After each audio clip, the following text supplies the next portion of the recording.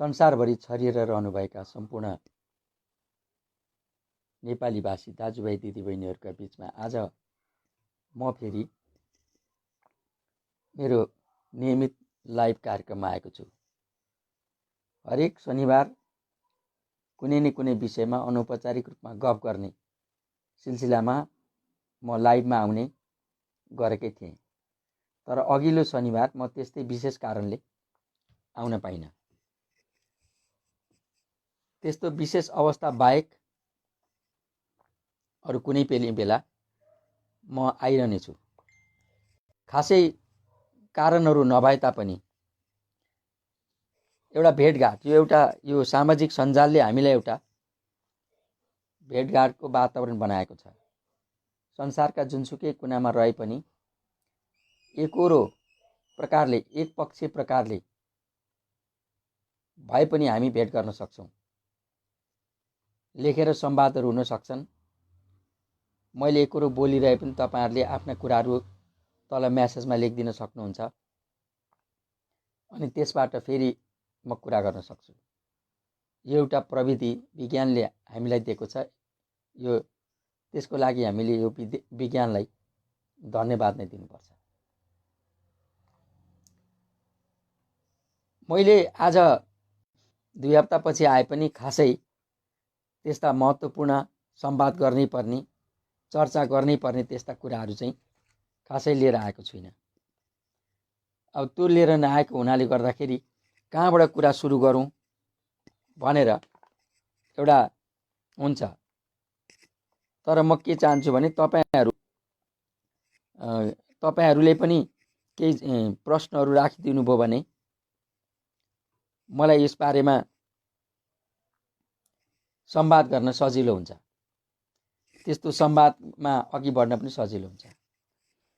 अब केही साथीहरू त यहाँ आउनु भएको छ, म देख्दैछु यहाँ केही साथीहरू आउँदै हुनुहुन्छ जस्तो लागिरहेछ।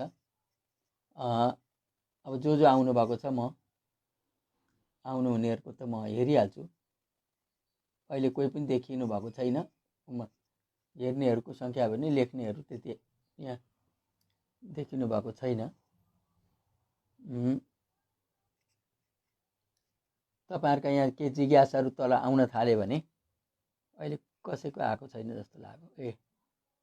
यहाँ आउँदै रहेछ अलिअलि। यहाँ मन्जु बिमलीजी हुनुहुन्छ, किरण दाहाल, हरिप्रसाद काफ्ले, रामबाबु नेपाल, कमल जङ्गली हुनुहुन्छ, गोविन्द गिरी प्रेरणा पनि हुँदो रहेछ।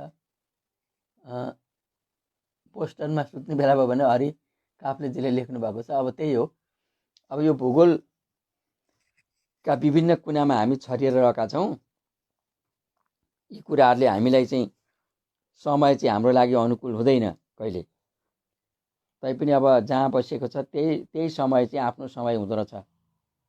मैले अब मेरो समयमा कुरा गरिरहेको छु। अनि अब पूर्वमा जापानदेखि अमेरिकाको हवाईसम्म छरिएका हामी मानिसहरूका आफ्ना आफ्ना समय छन्। त्यसैले आफ्ना आफ्ना समय अनुसार नै हामीले अब व्यवहार गर्नुपर्छ। अब कुरो गर्नको लागि त अब मलाई के लाग्छ भने सन्दर्भ त हाम्रो अहिले विश्वभरिकै एउटै सन्दर्भ के हो भने कोरोना भाइरस। यसले हामीलाई साह्रै दुःख दियो। 6 महिनादेखि विश्व नै एउटा ठुलो एउटा चाहिँ जो डरलाग्दो अस्पतालमा छ। विश्व नै अस्पतालमा छ अहिले। यो घर घरमा बस्नुपर्ने अवस्था पनि अस्पताल नै हो। क्वारेन्टाइनमा बस्नु भनेको पनि अस्पतालमै बस्नु सरह नै हो। अनि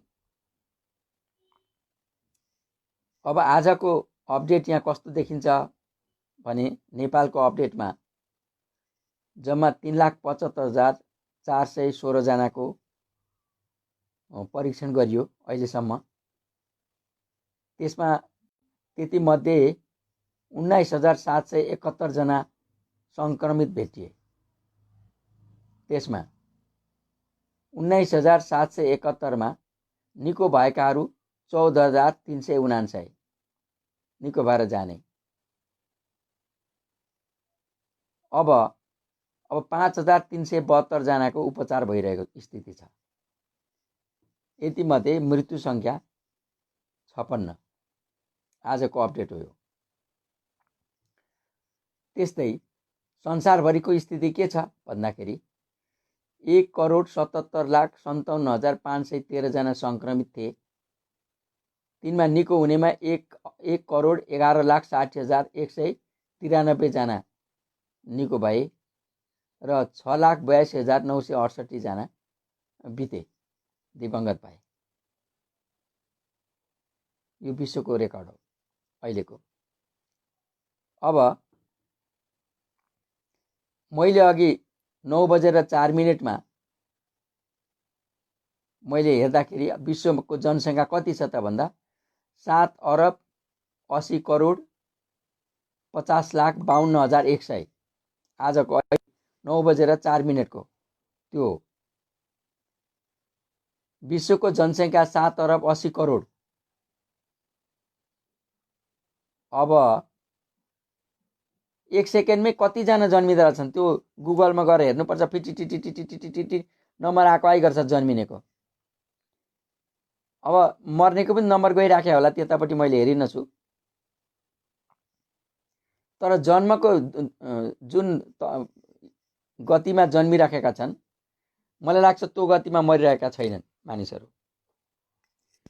जन्मभन्दा मृत्यु दर चाहिँ कमै छ। त्यो हिसाबले हेर्ने हो भने 20 करोड मान्छे थपिन, 8 अरब हुनलाई 20 करोड मान्छे थपिन कति समय पनि लाग्छ जस्तो देखिँदैन। केही वर्षभित्रमा 20 करोड मान्छे त थपिँदाखेरि 8 अरब जनसङ्ख्या पृथ्वीको हुन्छ।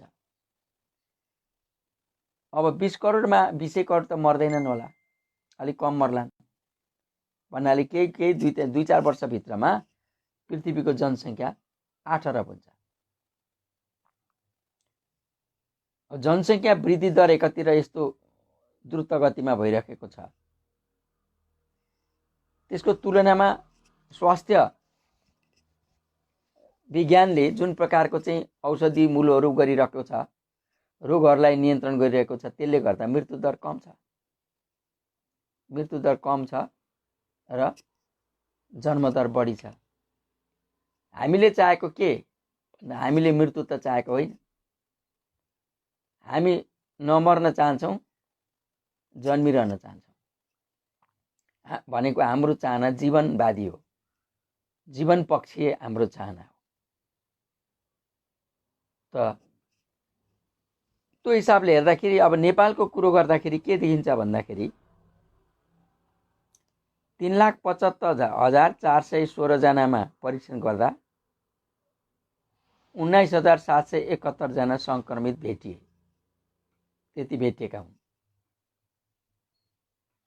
अब तीमध्ये निको भएका, विभिन्न कारणले घरमै बसेर निको भएका, अस्पतालमा निको भएका, जसरी होस् निको भएकाहरू चाहिँ 19,000 मा 14,000, पछाडिको अङ्क छोडो भने पनि 19,000 मा 14,000 मान्छे निको भए। 5,000 मान्छे अहिले उपचाररत छन्, क्वारेन्टाइनमा छन्, अस्पतालमा छन्, कहीँ छन्। 5,000 को उपचार हुँदैछ। 3,75,416 जनामा सङ्क्रमित भेटिएकोमा जम्मा 56 जनाको मृत्यु भयो अहिलेसम्म। यो चैत भनौँ न, चैतदेखि यता हामीले चाहिँ चैत 11 देखि लकडाउन सुरु भएकोदेखि यता गन्दा त्यति लकडाउन हुँदा 1 जना मात्रै मान्छे मरेको बेला थियो। लकडाउन हुँदा भने अहिले चैत वैशाख जेठ असार साउन झन् यो 5 महिना 4-5 महिनाको अवधिमा 56 जना मान्छेको मृत्यु भएको छ। अब यो डाटाले के देखाउँछ भने कोरोनासँग हामी जसरी आत्तिएका छौँ, डराएका छौँ, यो त्यस्तो साह्रै डराउनु पर्ने हो त भन्ने एउटा कुरा छ।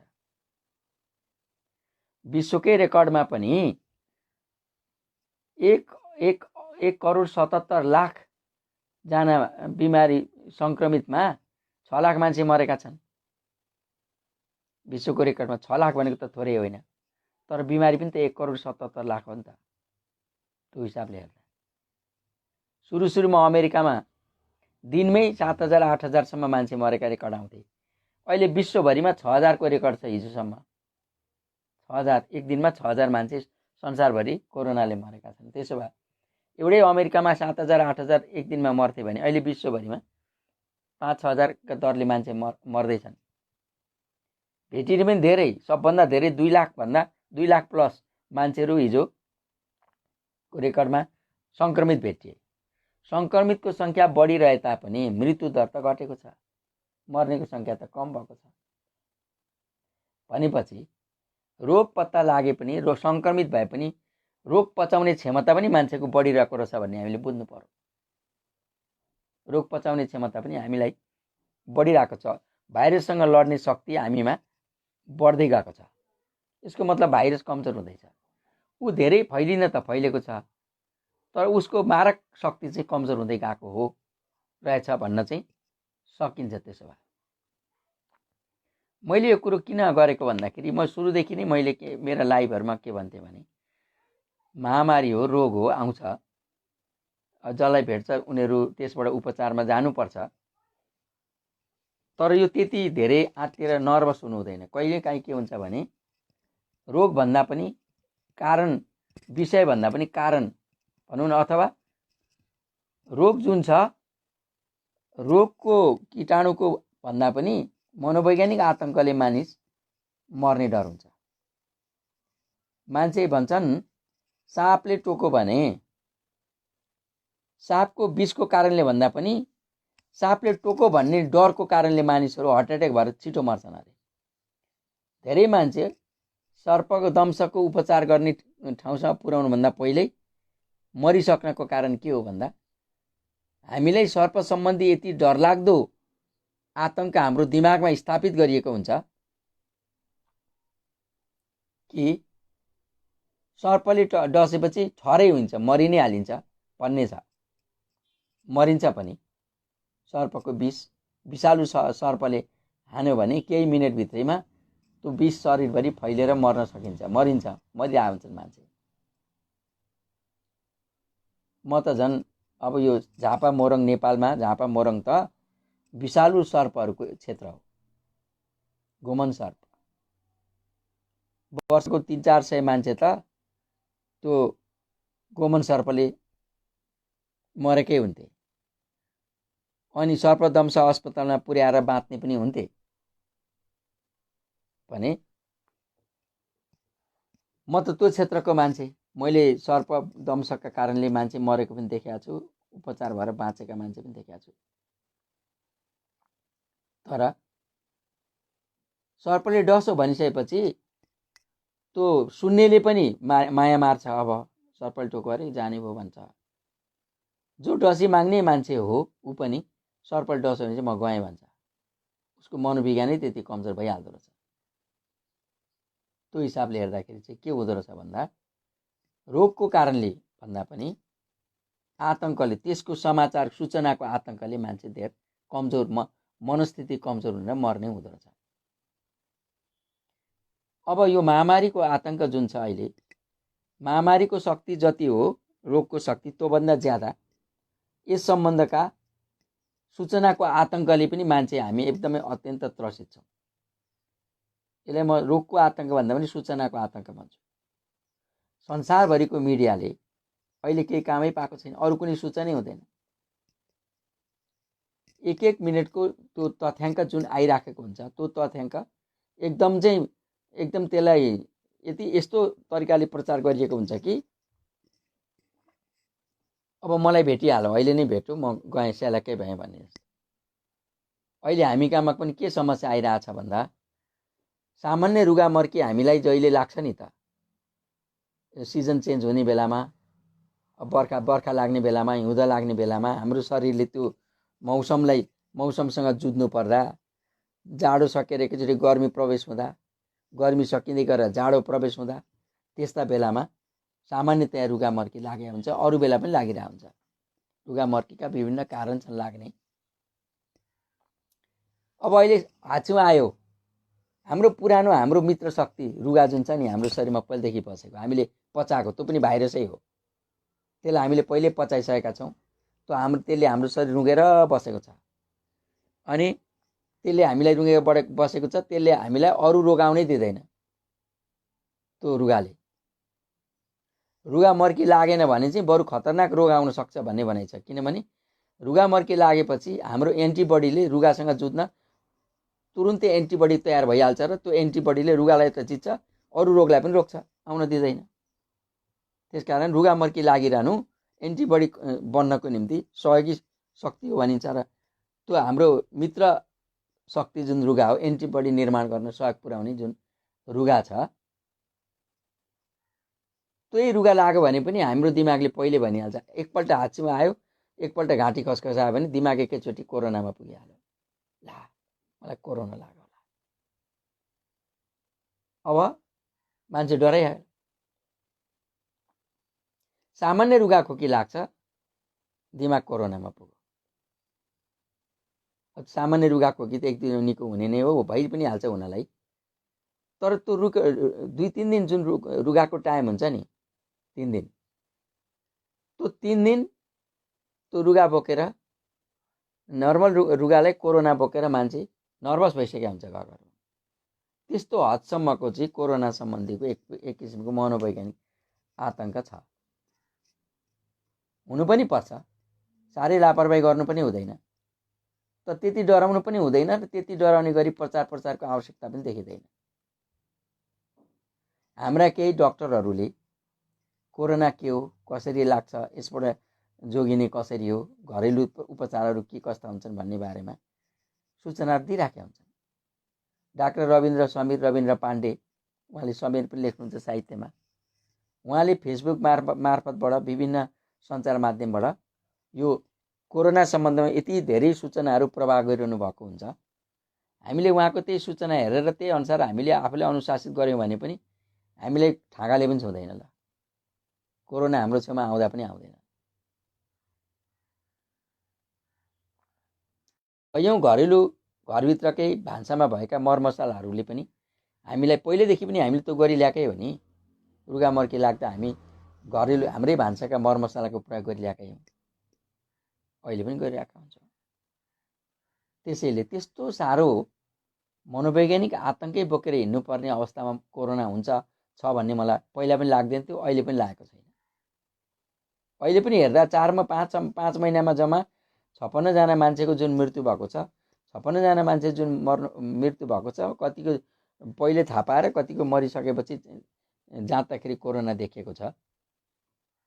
ती मानिसहरू कोरोना नलागेको भए पनि ती मानिसहरू मर्ने अवस्थाका मान्छेहरू पनि थिए। धेरैजना डायलिसिसमा थिए, कोही हार्ट एट्याकबाट गएका छन्, कोही लिभर सिरोसिस लिभर क्यान्सरका मान्छे थिए, कोही के भएका विभिन्न खालका असाध्य रोगी मान्छेहरू अन्तिम अवस्थामा पुगिसकेका मान्छेहरूमा अब कोरोनाले पनि भेट्यो होला, अब गए।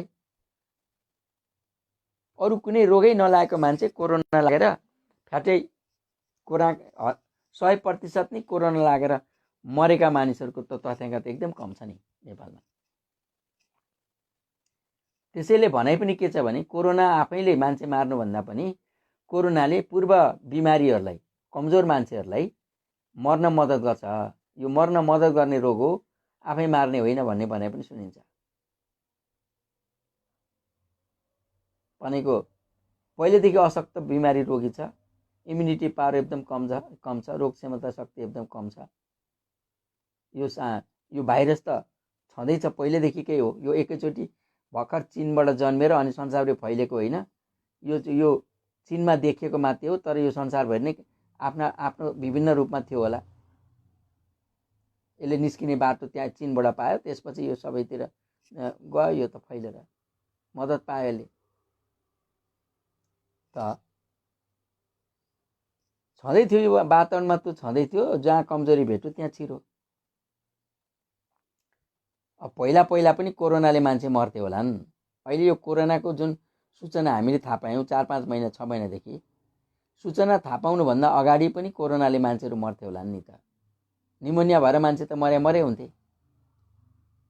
विभिन्न खालका रोगी मान्छे मर्ने बेलामा निमोनिया भएको हुन्थ्यो, अनि मर्ने कारण चाहिँ निमोनिया भनिन्थ्यो, निमोनियाले मर्नुभयो भनिन्थ्यो। हामीले कोरोना टेस्ट गरिँदैन थियो, मान्छे त मर्थे। त्यसैले यो पहिलेदेखि पनि थियो होला नि त, टेस्ट नभएकोले थाहा नपाएको होला। अहिले पनि त जो बिमारी भएर अस्पताल अथवा जाँच दिनुहोस् भनेर जान्छन् तिनीहरूको जाँताको तथ्याङ्क त हो नि यो। जनगणना गरे जस्तो घरै आएर प्रत्येक मान्छेको राल निकालेर जाँच, त्यसरी जाँच्दा पो तथ्याङ्क यथार्थ तथ्याङ्क हुन्छ त वास्तवमा कति कोरोना प्रभावित छन् कति छैनन् भन्ने। कैयौँको शरीरमा कोरोना छ तर त्यो त्यतिकै पचेर गइराखेको हुन्छ भन्ने भनाइ पनि छ। हामीले पनि पचाइसकेका छौँ कि के थाहा। त्यसैले जसले भेट्यो त्यसलाई त भेट्यो, जसले थाहा पाइयो, थाहा पाएदेखि त ऊ कोरोना बाट प्रभावित भयो। थाहा नपाइकन पनि हामी कैयौँ मानिसहरू यसकाबाट प्रभावित हुन्छौँ।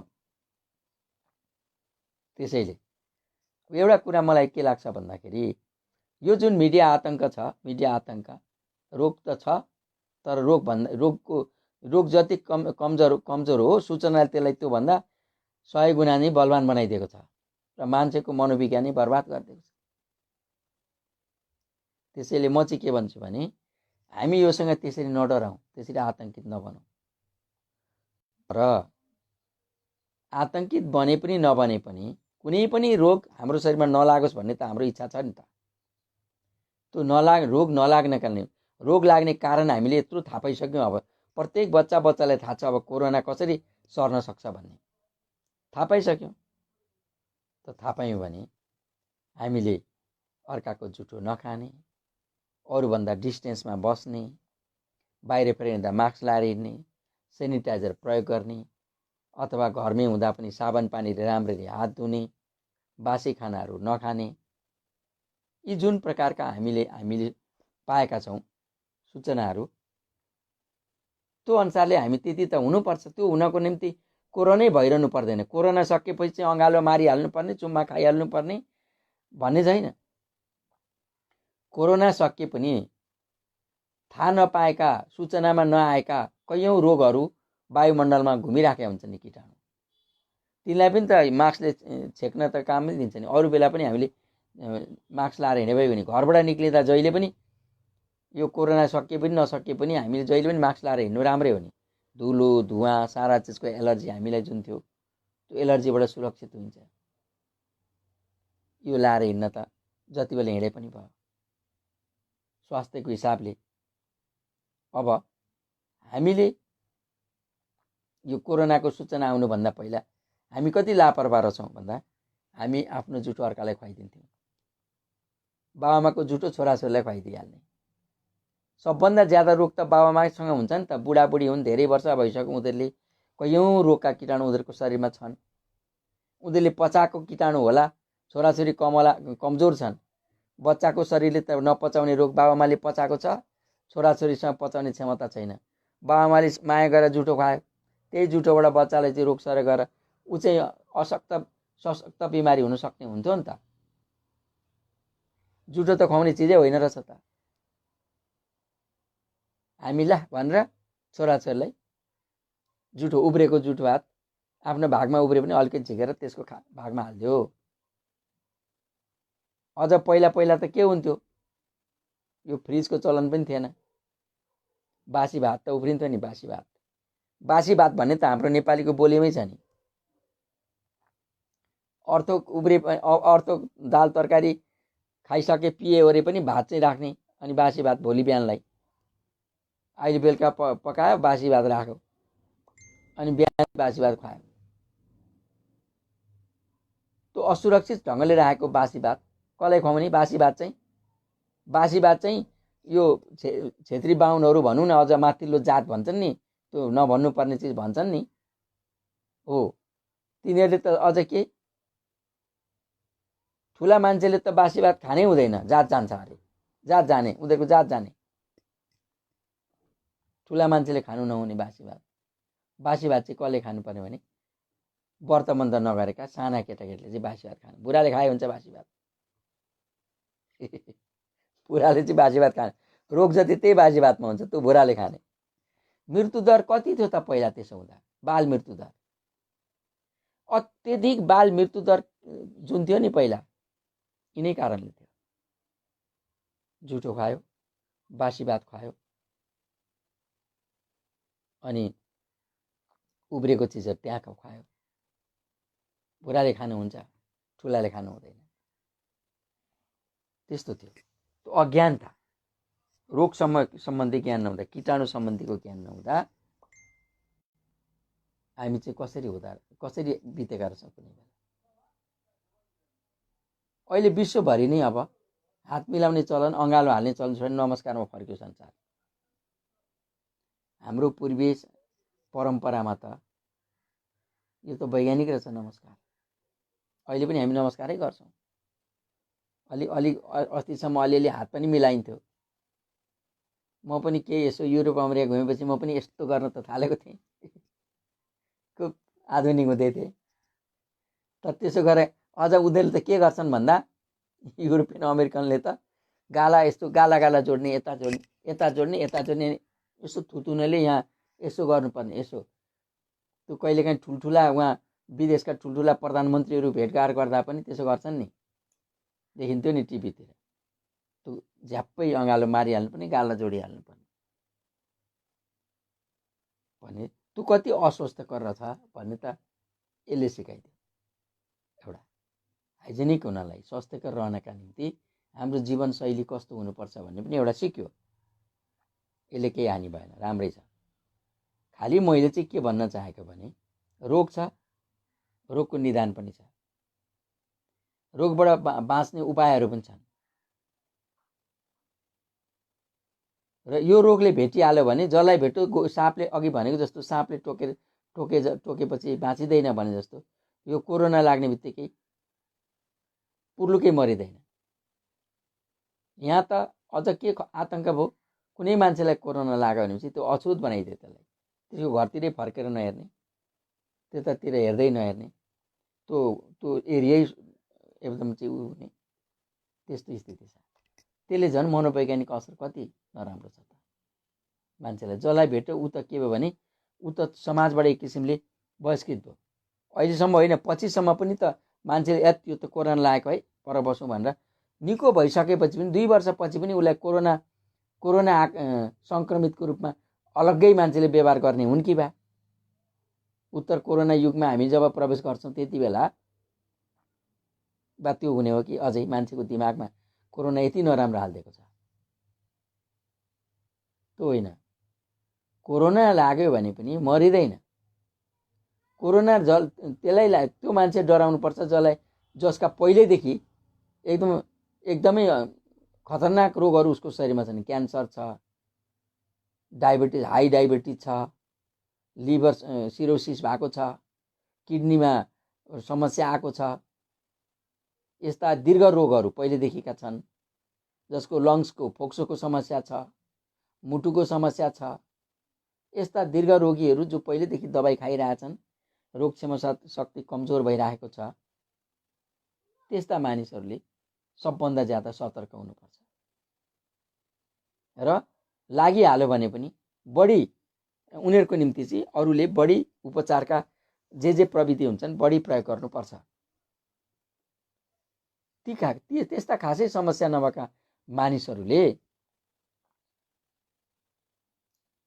रोग लाग्ने बित्तिकै आत्तिनु हुँदैन, डराउनु पनि हुँदैन, त्यसलाई जितिन्छ।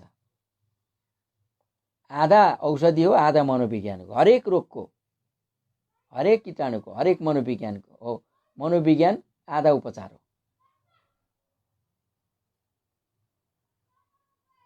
साँझको बेलामा बाहिर आँगनमा हिँड्दै गर्दा चित्र स्पष्ट नछुट्टिने घुर्मैलो उज्यालोमा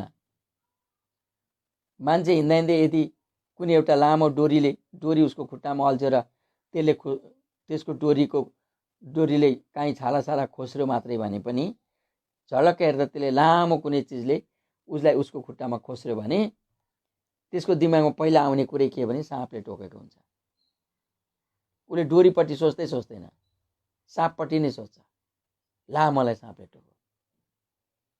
साँपले टोक्यो भन्ने उसले सोचिसक्दा ऊ भित्रै उसकै मानसिक रूपमा उसको दिमागले ऊभित्र पोइजन विष उत्पादन गरिहाल्छ।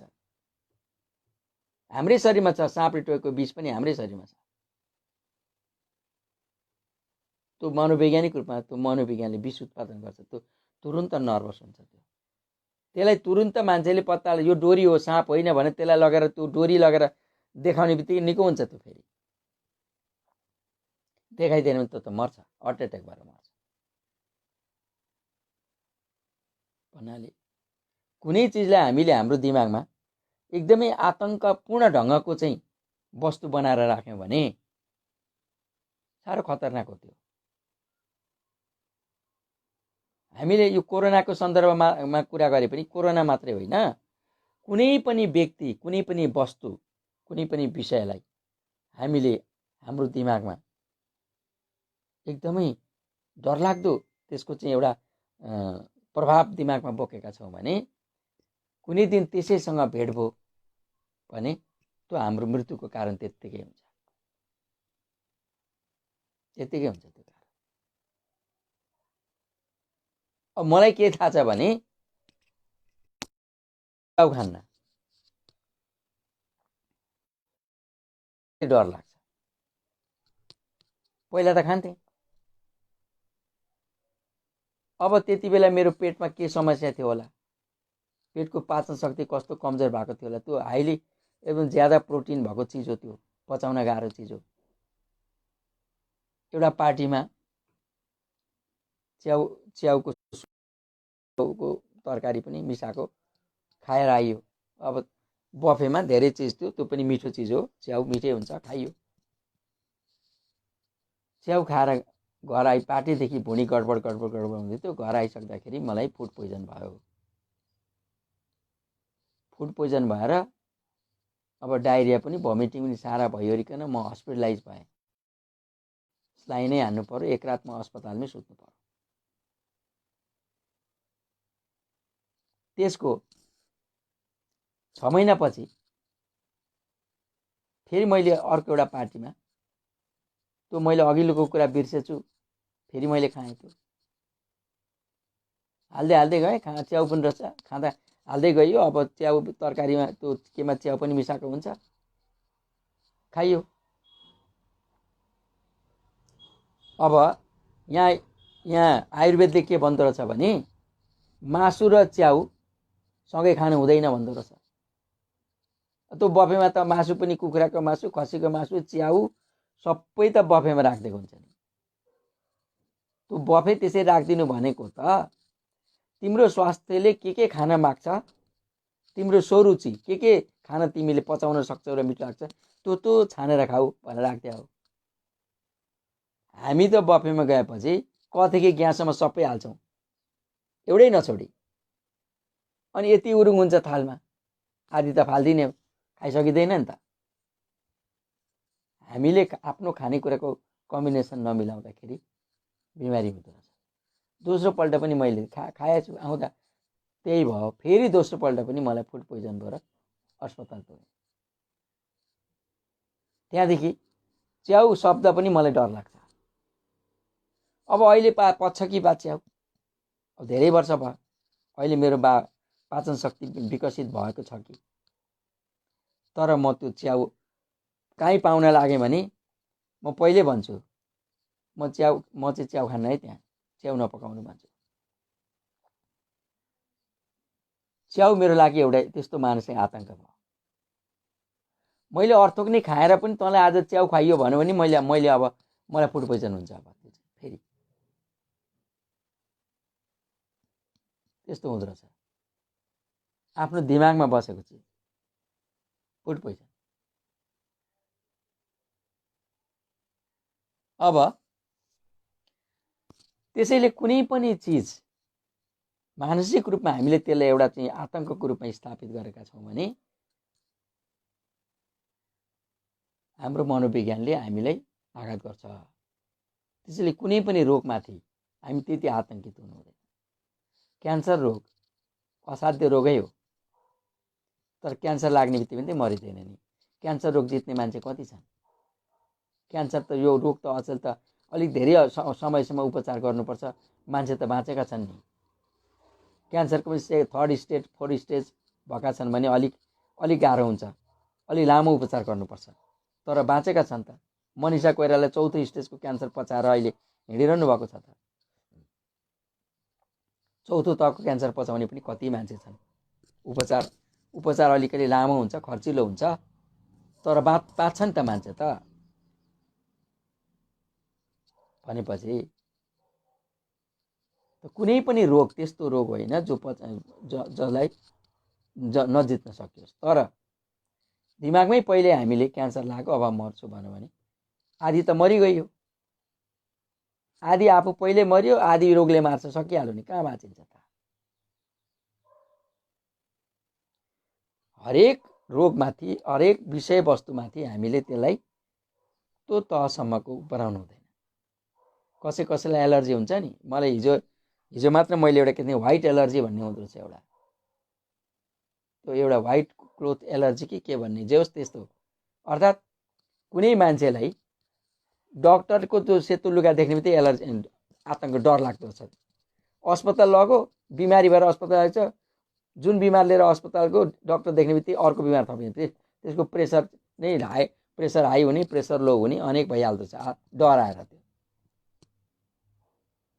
त्यो अस्पताल देख्ने बित्तिकै, अस्पतालको गन्ध देख्ने बित्तिकै, डक्टरको त्यो सेतो लुगा देख्ने बित्तिकै कति मान्छेहरू त्यस्तो हुन्छ। त्यस्ता खालका बिमारीको लागि त डक्टरहरूले त युनिफर्म नलाइकन पनि चेक गर्नु पर्दो रहेछ। त्यो बुझेका, त्यो एलर्जी भएको मान्छे आधा रोग त त्यो लुगाको देख्दै हुँदो रहेछ। अब त्यो त रोग त होइन नि, कीटाणु त होइन त। त्यो त भन्यो के हो, मनोविज्ञान।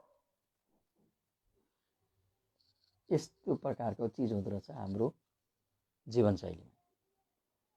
त्यसैले अहिले यति बेला जो जहाँ छौँ सुरक्षित बस्छौँ। यसका सुरक्षाका उपायहरू अपनाऊ, तर त्यसरी पनि नडराउँ कि यो लागिगए पनि हामी यसलाई जित्छौँ। पहिलो त यो हामी सुरक्षित प्रविधि अपनायो भने हामीलाई यो लाग्दैन। किनभने हामीले यो लाग्ने भनेको चाहिँ खास गरी नाक, मुख, आँखाहरूबाट लाग्ने हो। त्यहाँबाट कीटाणुभित्र पस्ने हो। त्यहाँ पस्नको निम्ति हामीले हाम्रा हातहरू बढी सक्रिय हुन्छन्। खान्छौँ, के गर्छौँ, नाक, आँखा मिच्छौँ, नाकमा औँलो हाल्छौँ, मुखतिर यसो छोइराखेका हुन्छौँ, के गर्छौँ, हातबाट सर्ने हो। अब हात हामी सेनिटाइजर बोकेका हुन्छौँ अथवा हामीले साबुन पानीले एकछिनमा हात कहीँ धोइरहेका हुन्छौँ, नभए सेनिटाइजर दल्दै हुन्छौँ। हात मुखतिर, नाक, कान यतातिर हामी हात लग्दैनौँ, मास्क लगाउँछौँ, चस्मा लगाउँछौँ, अरूसँग हामी डिस्टेन्समा बस्छौँ। भनेपछि पहिलो कुरा हामीलाई रोग बाहिर फेर हिँड्दा पनि हामीलाई रोग सर्दैन। तर अहिले के भयो समस्या भने सरकारले लकडाउनको कुरो गर्यो, बाध्यता थियो। किनभने हाम्रो जीवनशैली नै बर्बाद भयो लकडाउनले। त्यसो भएपछि लकडाउन खोल्नुपर्ने बाध्यता भयो, खोलिएको छ। अहिले वीरगञ्ज, विराटनगर उतातिर चाहिँ अब फेरि अहिले त्यहाँ खास ठाउँमा लकडाउन गर्नुपर्ने स्थिति भइरहेको हुन्छ।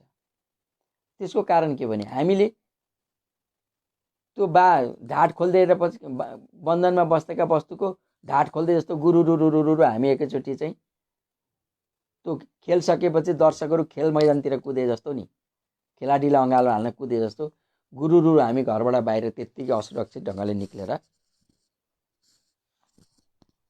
हामीले रोगलाई चाहिँ प्रोत्साहन गरिरहेका छौँ। लकडाउन पो खुलो त, रोग त महामारी त सकेको होइन नि त। त्यसो भएपछि हाम्रो व्यवहारिक अफिस जानेले अफिस जानु पर्यो, ब्याङ्कमा कार्यक्रम हुनेले ब्याङ्कतिर जानु पर्यो, व्यापार बिजनेस गर्नेले जानु पर्यो, खरिद बिक्री गर्ने सबै दिनचर्यामा सामान्यकरण हुनु त पर्यो, तर डिस्टेन्समा हुनु पर्यो नि।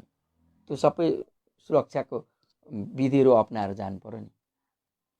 गाडीमा अहिले अस्ति हामी निक्ल्यौँ एकछिन, मन्जुजी र म गाडीमा, बसमा पनि 2टा सिट भएकोमा एउटा सिटमा एकजना मात्रै राख्ने चलन छ। भाडा अलिकति महँगो, ठिक छ त उनीहरूले पनि त त्यो कमसेकम उनीहरूले पनि त गाडी त कुदाइदिएका छन् नि त, सार्वजनिक सवारीको साधन। कतिन्जेल घाटामा कुदाउँछन् त। 2 सिटमा 1 सिटमा हामी बस्छौँ, तर हामी 2 सिटको भाडा तिर्यौँ भने उनीहरूलाई पनि हानि भएन। पहिला कोचाकोच गर्थे भने अब कोचाकोच गर्न पाएनन्, तर सिट बराबरको भाडा पायो भने घाटै भयो त भन्न पाइएन नि त गाडीले पनि। त्यति त हामीले तिर्नु पर्यो। जरुरी कामको लागि निक्लिनु पर्यो, जरुरी काममा खर्च हुन्छ, तिर्नु पर्यो।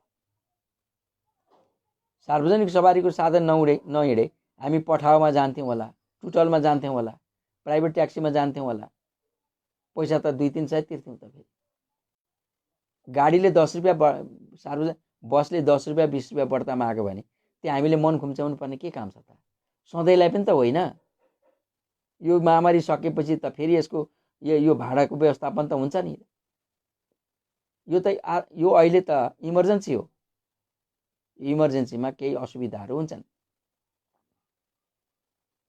त्यसै गाडीहरूले पनि त्यो व्यवस्था गरेका रहेछन्। मलाई अनुभव भयो। हामी पनि सुरक्षित भएर जानुपर्छ।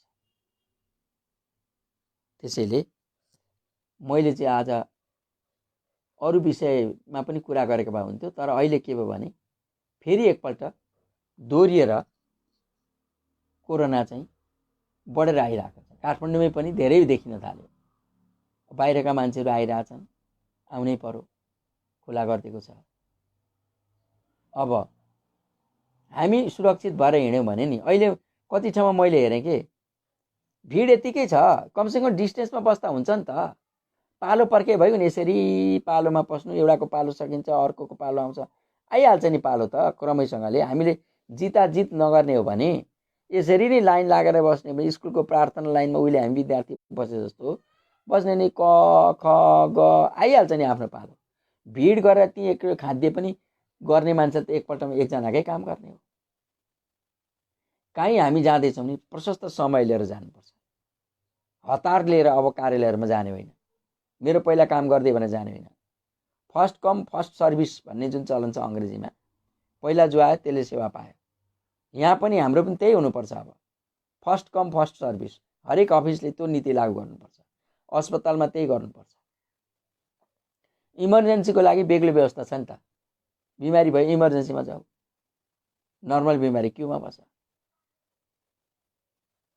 अड्डा अदालतमा पनि इमर्जेन्सीको व्यवस्था पनि गर्नु पर्यो। त्यसो भए अति इमर्जेन्सीको मान्छे छ भने त्यसले ढाँट्नु त भएन, उसका कारण देखाउनु पर्यो। अति इमर्जेन्सी, प्लेन छुट्न आँटो अथवा कहीँ नाइट बस छुट्न आँटो, उसको के छुट्न आँटो, इमर्जेन्सी चाहिँ काम नगरी हुँदैन भने त्यस्तोको लागि इमर्जेन्सी डेस्कहरू पनि राख्नु पर्यो। अफिसरले पनि, अब ब्याङ्कहरूले पनि, अड्डा अदालतले पनि इमर्जेन्सी डेस्कहरू पनि राख्नु पर्यो। कारण सहित कोही इमर्जेन्सी डेस्कमा आउँछ, सेवा दिनु पर्यो। अन्यथा सामान्य मान्छेहरू त आफ्नो क्युमा बस्नुपर्छ, काम लिनुपर्छ। यो त कोरोना सकिएपछि पनि यो अनुशासन त हुनु पर्यो। अब त्यसले हामीलाई नै सुविधा हुन्छ, हामीलाई सुविधा हुन्छ। टोकन सिस्टम गरिदिनु, टोकन सिस्टम भएपछि सबै कुरा राम्रो हुन्छ। त्यसैले हतार छ भन्दैमा झुम्बिने, जेसुकै गर्ने, अर्कालाई आघात पार्ने हुँदैन। मलाई एउटा कुरा के राम्रो लाग्थ्यो भने, म त नेपालमा को वातावरणबाट अभ्यास भएको मान्छे, पहिलोपल्ट युरोप गएँ। त्यहाँ त यस्तो लाइन छ, कसैले कसैलाई छोएको छैन। जहाँ पनि लाइन लगाएछन् मान्छे, अगाडि जान पाइँदैन। म यहाँ छु, म एकछिन बाहिर निक्लेँ भने त्यो मभन्दा पछिको मान्छेले मेरो नाम ठाउँ सुरक्षित राखी चाहिँ छोड्छ क्या। तेरो ठाउँ हो भन्छ, चित्तैन। उसले सोध्छ कि त अगाडि जानु पर्यो भने। कोही मान्छे आयो भने पनि म त्यहाँ छु छेउमा भने उसले त क्युमा होस् भनेर सोध्छ। यस भन्यो भने पछाडि बस्छ, होइन भने थ्याङ्क यू भन्छ र अनि मेरो ठाउँमा ऊ आएर उभिन्छ। जित्दैन, मेरो पालो पहिला भन्दै भन्दैन। त्यो त उनीहरूको संस्कृति रहेछ। एयरपोर्टतिर पनि त्यही, पसलमा जाँदा पनि यसरी नै बसेको हुन्छ। अमेरिकामा पनि अब त्यो दोकानमा सामान किन्ने ठाउँमा मान्छे क्युमा हुन्छ। त्यहाँ बेच्ने एउटा मान्छे हुन्छ भित्र रजिस्टरमा, यसले जान्छ, त्यसपछि यो आउँछ यो आउँछ यो आउँछ। हतार भयो भने टपक्क टिपेर कुद्न पाइँदैन, त्यहाँ क्युमा बस्नु पर्यो। किन्ने ठाउँमा पनि, बेच्ने ठाउँमा पनि, जहाँ पनि। त्यस्तो सुरक्षित ठाउँमा पनि अहिले कोरोनाले आतंक छ त्यहाँ। तर त्यहाँको आतंकको कारण चाहिँ लापरवाही। कोही मास्कै लाउन नचाहने, कोही त्यो उनीहरूलाई हक गरिहाल्नुपर्ने, जुडो खाइहाल्नुपर्ने, हात मिलाइहाल्नुपर्ने, सँगसँगै हिँड्नु परिहाल्ने। क्युमा त्यसरी बसे तापनि आपसमा मित्र भाव अभिव्यक्त गर्न उनीहरू जुन नजिक किन्न चाहन्छन् त्यसले उनीहरूलाई आघात पारेको छ। खाइन पाइनका कुरा पनि होला। यी सब धेरै चिजहरू छन् जसले गर्दाखेरि यो रोग फैलिएको पनि छ, विस्तृत पनि भएको छ। रोग जति फैलिएको छ मृत्युदर कम भएको छ, विश्वमै त्यो रेकर्ड देखिन्छ। बिस्तारै यो रोग मानव जीवनसँग अभ्यस्त हुँदैछ। यो भाइरस मानव जीवनसँग अभ्यस्त हुँदैछ। हामीले यो भाइरस पचाउँदै जाँदैछौँ रुगाको भाइरस जस्तै। पछि हामीसँग रहिरहन्छ, तर यो कुनै बेला यसैले हामी कमजोर हुँदै गयौँ भने हाम्रो मृत्युको कारण यही पनि हुन्छ। हाम्रै शरीरमा रुगेर बसिरहेको छ, जुन दिन हामीलाई अरू रोगले कमजोर पार्छन् त्यो दिन यो पनि बुरुको उफ्रिएको दिन यसले यसो मर्न मद्दत चाहिँ गर्ला, तर यसैको कारणले मरिहाल्ने स्थिति चाहिँ हुँदैन। हाम्रो जस्तो सानो देश, थोरै जनसङ्ख्या भएको देश, आर्थिक रूपले पनि कमजोर देश, दक्षिणतिर चाहिँ 1 अरब 38 करोड जनसङ्ख्या भएको देशसँग बोर्डर खुल्ला छ। हामीले कति रोक्दा पनि तिनीहरू त्यो रोकिन सक्दैन, हामी पनि जान पर्ने बाध्यता हुन्छ। त्यसैले भारतमा यो रोग चाहिँ जति ज्यादा फैलिन्छ त्यसको प्रभाव हामी कहाँ झन् धेर हुन्छ। त्यसको अर्थ हामीले के गर्नु पर्यो भन्दा हामीले बोर्डर त सिल सरकारले बोर्डर सिल त गरेको छ। हामी भित्रै पनि आफ्नो सुरक्षाका लागि आफू सचेत र सतर्क हुनुपर्छ। रोग लाग्छ, रोगको निवारण पनि छ, मरिँदैन, त्यति हो।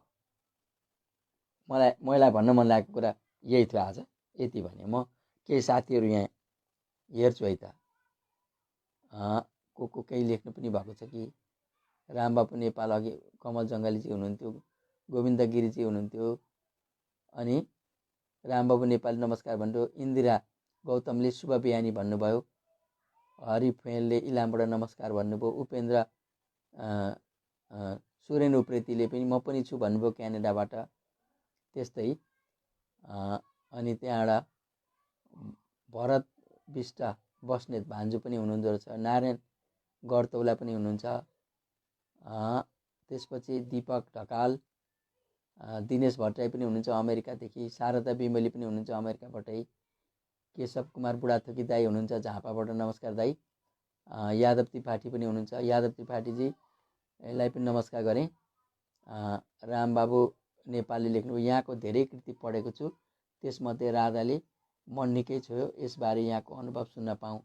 अब आज यो सुनाउँदिनँ, आज अर्कै विषयमा बोलेँ, म अर्कोपल्ट यो कुरा पनि म भन्नेछु यहाँहरूलाई। त्यस्तै जिएन नेउपानेले नमन सर शुभ बिहानी भन्नुभयो, अशोक भूषालले नमस्कार गर्नुभएको छ। त्यस्तै लोक गुरुङ पनि हुनुहुन्छ, सुरेन सापकोटा हुनुहुन्छ, दिवस ढकाल, लाल गोपाल सुवेदीजी पनि हुनुहुन्छ, नारायण छेत्री, लक्ष्मी सिमखडा, धर्मराज अवस्थी, रमा पोखरेल घिमिरे, गणेश घिमिरे पनि हुन्छ अस्ट्रेलियाबाट। ल गणेश भाइ नमस्कार है। प्रकाश खनाल कोरिया लेखेर छ। गङ्गा पाठक, विश्वको सन्दर्भमा यो सूचना जानकारी दिनुभएकोमा धन्यवाद भन्नुभयो। ओम खत्री, धनराज गिरी दाई पनि हुन्छ, दाई नमस्कार है। आवाज के दुनिया के दोस्तो भन्नुहुन्छ दाजु। मिहेयर पनि लेख्नुभयो उहाँले। मिलन सङ्ग्रौला, यशोदा भण्डारी पनि हुनुहुन्छ अमेरिकाबाट, धनकुटे कान्छा दाजु नमस्ते भन्नुभयो, भाइ नमस्ते है। विमल वैद्य इलामबाट, धनकुटे कान्छा फेरि, विजय खनाल, याम भण्डारी, प्रदीप घिमिरे भाइ पनि हुनुहुँदो रहेछ, सीताराम आचार्य, नदी भट्टराई, चिरिङ तामाङ, नारायण घिमिरे, नदी भट्टराईले नमस्ते काका सुन्दैछु, अत्यन्तै समय सान्दर्भिक विषयवस्तु भन्नुभयो, धन्यवाद भाइ। नरेश कटवाल छेत्री, लीला अनमोल पनि हुनुहुन्छ झापाबाट, अनि नदी भट्टराईले पनि अघि पढेँ उहाँको, लीलाले पिताजी नमस्कार भन्नुभएको छ, नमस्ते नानी। चिरिङ तामाङले मिडियाको काम छैन सर, सही हो भन्नुभयो, काम छ, यो पनि मिडिया, अहिले मैले भनेको नि मिडिया नै हो। फेरि मिडियालाई त्यसरी हेर्नु भएन। यो मैले फेसबुक लाइभ पनि मिडियाकै, यसलाई पनि मिडिया नै भन्नुपर्छ। मिडियाको काम छ, मिडियाले हामीलाई नै सूचना दिन्छ, तर मिडियामा जति चिज आउँछ सबैले हामीले जस्ताको जस्तै पत्याउनु चाहिँ हुँदैन। त्यति हो, आफ्नो दिमागले पनि त्यसलाई विश्लेषण गर्नुपर्छ। भेषराज शिवाकोटी टेक्सास अमेरिकाबाट आउनुभएको छ। त्यस्तै योगेन्द्र बिमली पनि हो, हुनुहुन्छ, उहाँ अमेरिकाबाटै हो। सन्तोष आचार्य, राधा पौडेल पनि अमेरिका। आज अमेरिकाबाट धेरै साथीहरू देखेँ मैले। निशा केसी हुनुहुन्छ, नमस्ते दाई, नमस्ते भन्नुभयो, नमस्ते। किशोर सापकोटा सब अमेरिकै हो पनि। मधुसूदन अमेरिका, परशु तिमसिने पनि अमेरिका, सबै अमेरिकामा हुनुहुन्छ। सुत्नु भएन जस्तो छ, सबैको निद्रा बिगार्दै क्या हो मैले आज। हरि भगवती नेपाल, हिरा भगवती नेपाल हुनुहुन्छ। कवि पाठक, कविजी नमस्ते। शोभा राई, सरी है मैले नाकमा लगि पो हालेँ, अम्लो त लगि पो हालिएछ त फेरि। नाथ सिंह हुनुहुन्छ। निशा केसीले कति उपयोगी, राम्रो सल्लाह सुझाव र विचारको प्रस्तुति सेयर गरेँ भन्नुभयो, धन्यवाद नानी। अनि प्रदीप छेत्री, नमस्कार सर भन्नुभयो। ल यतिजना हुनुहुन्छ। अब यहाँ जो जो आउनु भएको छैन उहाँहरूले जसले लेख्नु भएन, नलेखे पनि उहाँहरू सबैजनाले सुनिने भएको छ संसारभरि।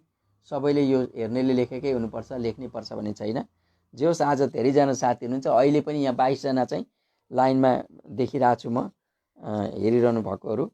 र आज मैले चाहिँ आजको लाइभ मैले यसै गरी पुरा गरेँ। अब अर्को हप्ता यस्तै कुनै समसामयिक विषयमा वा कुनै साहित्यिक विषयमा, केही विषयमा म कुराहरू लिएर आउने गरी अहिले बिदा लिन्छु। हवस् त, नमस्कार।